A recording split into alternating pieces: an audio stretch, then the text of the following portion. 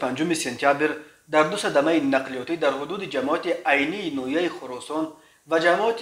کورز نویه دنغره دو پیادهگرد یکی 46 ساله و دومی 21 ساله زیر چرخ تایوتا پرادو و تایوتا کیمری به هلاکت رسیدند. جوان 25 ساله و مرد 33 ساله ساکن شهر وحدت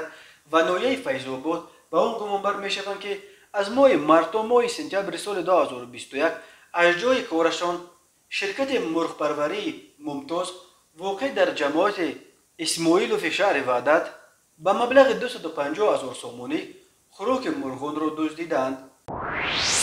ساکن 41 ساله جماعت شوراب اسفره به آن گمان بر می‌شود که شب 15 آگوست تخمیناً ساعت 22:40 پنهانی به خانه زن 29 ساله ساکن جماعت شریف و شهر کانیپادام در آمده از داخل جیوان 10,000 سومانی و جواهرات گوناگون طلایی را دزدیده است.